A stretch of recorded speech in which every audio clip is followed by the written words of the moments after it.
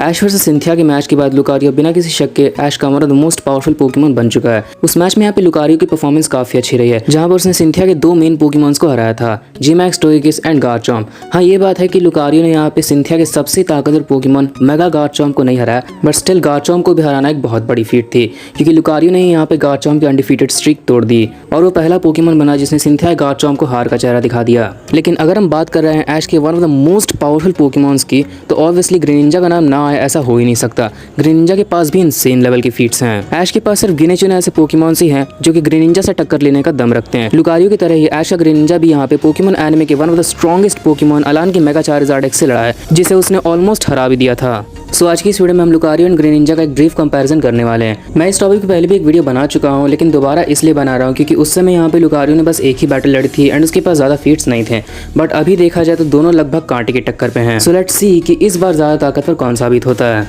तो शुरुआत करते हैं लुकारियो से। लुकारियो नो डाउट जर्नीज में ऐश का सबसे ताकतवर पोकेमॉन है। सबसे पहले अगर हम बात करें इसके मूव सेट की, तो लुकारियो के पास काफ़ी सारे strong as well as useful moves हैं, जैसे कि force palm, bullet punch, reversal, double team, steel beam और इसका सिग्नेचर अटैक और स्फेयर। अगर सही मायने में देखा जाए तो स्टैमिना, ड्यूरेबिलिटी, एंड्योरेंस, इन सभी चीज़ों में लुकारियो ऐश के सारे पोकेमॉन्स में सबसे ऊपर आ चुका है। लुकारियो ने आज तक जितने अटैक्स खुद पे सहे हैं, उतने अटैक्स आज तक ऐश के किसी पोकेमॉन ने खुद पे नहीं सहे। ये सुपर इफेक्टिव अटैक्स को भी खुद पे सह पाता है। As we have already seen this कि लुकारियो यहाँ पे जी-मैक्स मचाम्प की मोस्ट पावरफुल अटैक जी-मैक्स ची स्ट्राइक के बाद भी नहीं आ रहा था, जबकि यह अटैक उस पर सुपर इफेक्टिव भी था।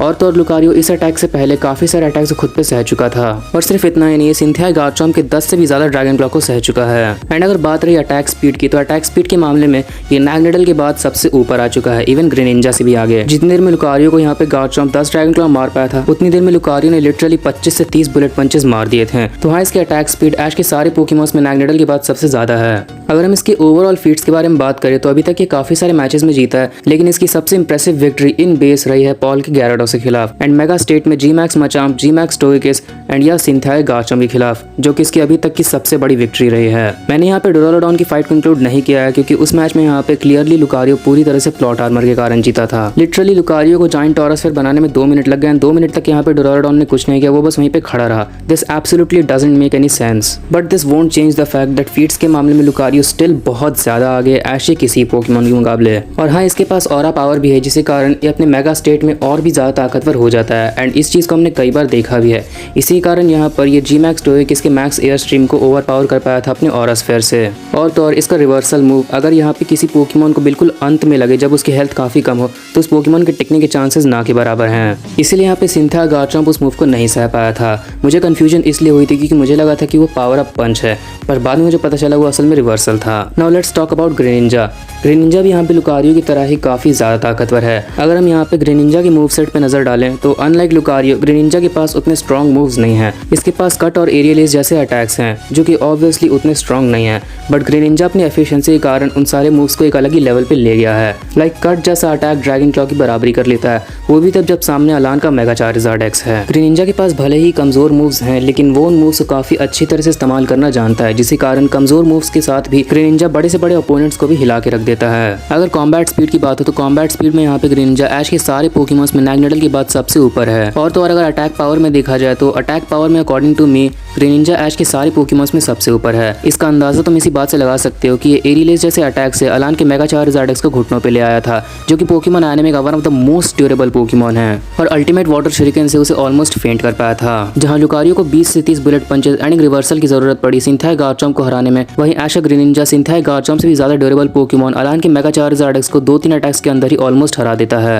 अटैक पावर में मेरे अकॉर्डिंग ग्रेनिंजा सबसे ऊपर है एंड लुकारियो सेकंड पे है। एंड अगर हम बात करें ग्रेनिंजा की ओवरऑल फीट्स की, तो ओवरऑल फीट्स में भी यहाँ पे ग्रेनिंजा काफी हाई लेवल पे है। टाइप डिसएडवांटेज होने के बावजूद भी वो वल्फ्रिक के मेगा एबोमोस्नो एंड सॉवेयर के मेगा सेप्टाइल को हरा पाया था। एंड जब उसकी बैटल अलान की मेगा चार्जार्ड एक्स से हुई थी, उसे भी उसने ऑलमोस्ट हरा दिया था। और ये वही चार्जार्ड है जिसने अकेले ही लगातार 10 मेगा इवॉल्व पोकेमॉन को हराया था, जिसमें एलीट 4 मालवा का मेगा होंडूम भी शामिल था। जर्नी से भले ही इसकी पावर बहुत ज्यादा कम कर दी गई हो, बट कार्लोस में नो डाउट एक अनस्टॉपेबल फाइटिंग मशीन था।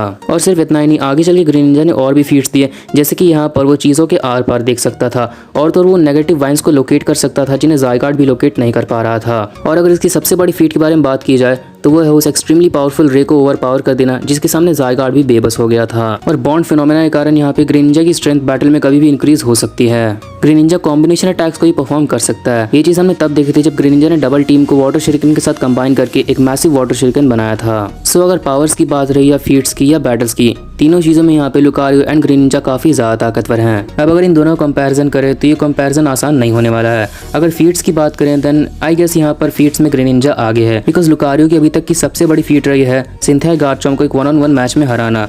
लेकिन वहीं यहाँ पे एश ग्रेनिंजा सिंथिया गार्चॉम्प से ज़्यादा ताकतवर ओपोनेंट अलान के मेगा चार्जार्ड एक्स को ऑलमोस्ट हरा चुका है।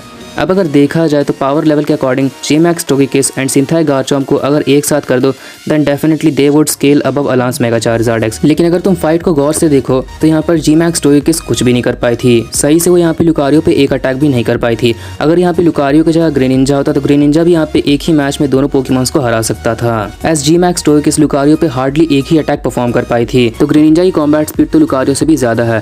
देन डेफिनेटली ग्रेनिंजा भी इस मैच में दोनों को हरा सकता था। और हाँ, हम उन फीट्स को भी नहीं भूल सकते हैं जो ग्रेनिंजा ने कालूस लीग की फाइनल बैटल के बाद दिए थे।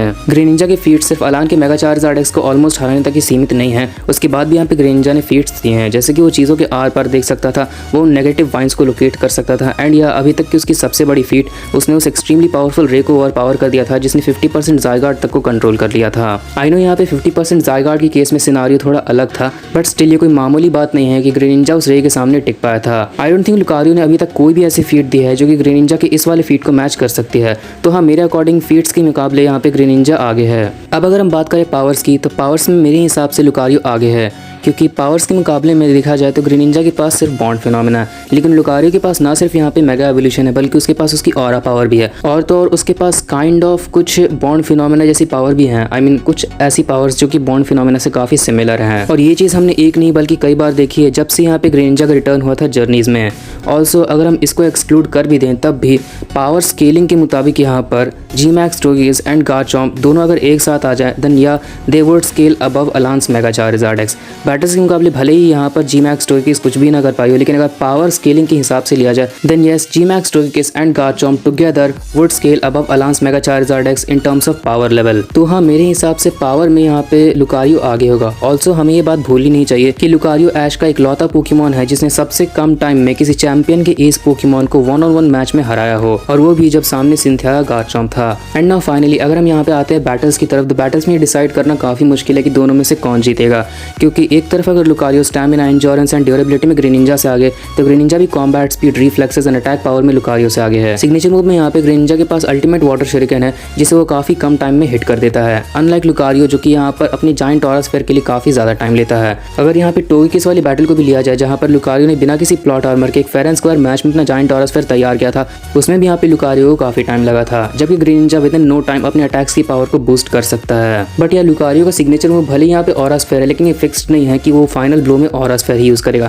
फाइनल ब्लो में हमने काफ़ी बार देखा कि लुकारियो अलग अलग मूव्स भी यूज़ करता है, जैसे कि स्टील बीम या फिर रिवर्सल। ऑल्सो यहाँ पर लुकारियो की अटैक स्पीड ग्रेनिंजा से ज़्यादा है। ग्रेनिंजा कभी भी इतना फास्ट अटैक नहीं कर पाया है, लेकिन हाँ, हम ये भूल नहीं सकते कि लुकारियो की सिर्फ अटैक स्पीड ज़्यादा है। अगर हम बाकी चीज़ों में देखें like dodging speed, blocking speed, deflecting speed या फिर मूवमेंट स्पीड, तो इन सभी में यहाँ पे ग्रेनिंजा आगे है। ओवरऑल कॉम्बैट स्पीड में ग्रेनिंजा आगे रहेगा, लेकिन वही हम ये भी बात नहीं भूल सकते हैं कि लुकारियो के पास काफ़ी सारे सुपर इफेक्टिव मूव्स हैं, जैसे कि force palm, aura sphere and reversal, जो ये ग्रेनिंजा को काफ़ी ज़्यादा चोट पहुँचा सकते हैं। एंड या अगर किसी भी तरह लुकारियो ने बिल्कुल मैच के एंड में अगर रिवर्सल यूज़ कर दिया, ग्रेनिंजा की टिकने के कोई चांस नहीं रहेंगे, क्योंकि तब तक तो भाई ऑब्वियसली लुकारियो भी तो यहाँ पे चुप नहीं बैठेगा। अगर ग्रेनिंजा अटैक करेगा तो लुकारियो भी उसे मारेगा ही, एंड तब तक ग्रेनिंजा की भी हेल्थ काफ़ी कम हो जाएगी। फाइनल ब्लो तक आते आते दोनों की हेल्थ काफ़ी कम रहेगी, एंड अगर उस समय यहाँ पे ग्रेनिंजा पे लुकारियो ने रिवर्सल यूज़ कर दिया तो ग्रेनिंजा 100% उस मैच को हार जाएगा। बट हाँ, हम ये भी नहीं भूल सकते कि लुकारियो ज़्यादातर अटैक से बचता नहीं है। अगर उसे अटैक लगेंगे तो वो लगने ही देगा, वो बाद में रिटेलिएशन में सिर्फ मारने की कोशिश करता है, वो ज़्यादातर अटैक से बचता नहीं है। आई मीन एक तरफ मार खाओ तो मारो भी, लेकिन अनलाइक लुकारियो, ग्रेनिंजा यहाँ पे मैक्सिमम टाइम्स अटैक से बचने की कोशिश करता है। वो मैक्सिमम टाइम यही कोशिश करता है कि कोई अटैक उससे लगे ना। As we have already seen this कि अलान के मेगा चार्जार्ड एक्स ने बहुत बार कोशिश की थी, लेकिन पूरे मैच में यहाँ पर वो सही से ग्रेनिंजा को सिर्फ एक ड्रैगन क्लॉ मार पाया था एरियलिस को ओवर पावर करके। जो सेकंड ड्रैगन क्लॉ यहाँ पे उसने यूज़ किया था उसके सामने यहाँ पे ग्रेनिंजा ने बचने की कोशिश ही नहीं की थी, और ब्लास्ट पर्न के टाइम यहाँ पे ग्रेनिंजा के पास बचने का चांस ही नहीं था, क्योंकि उसी समय यहाँ पर ग्रेनिंजा ने अल्टीमेट वाटर शuriken इस्तेमाल किया था। And yeah we shall not forget this that Alain's Charizard is just way faster than Cynthia's Garchomp, as वो यहाँ पे ग्रेनिंजा की कॉम्बैट स्पीड एंड रिफ्लेक्सेस को मैच कर पाया था। सिंथिया गार्चॉम्प ने कॉम्बैट स्पीड एंड रिफ्लेक्सेस के मामले में कभी भी इतना बड़ा फीट नहीं दिया है। सो हाँ, ऑब्वियसली बैटल में ये डिसाइड करना काफ़ी मुश्किल है कि दोनों में कौन जीतेगा। सो ये डिसीजन मैं आप पे छोड़ता हूँ। आप बताइए इन दोनों में बैटल्स में कौन जीत सकता है इन योर ओपिनियन। सो चलिए गाइस, आज के लिए बस इतना ही। एंड यहाँ मैंने कुछ दिन पहले एक पोस्ट किया था जो कि तुम अपनी स्क्रीन पे पढ़ सकते हो। एंड ये है वो लोग जिनके कमेंट्स मुझे सबसे ज़्यादा यूनिक एंड फनी लगे थे। सो गाइस, अगर आपको वीडियो पसंद आई हो तो प्लीज़ लाइक कर देना एंड चैनल पर नए तो प्लीज़ सब्सक्राइब भी कर लेना ऐसी अमेजिंग वीडियोस देखने के लिए। और सब्सक्राइब करके नोटिफिकेशन बेल को ऑन कर देना ताकि मेरी न्यू वीडियो की नोटिफिकेशंस आपके पास सबसे पहले आ जाएं। And finally, thanks for watching.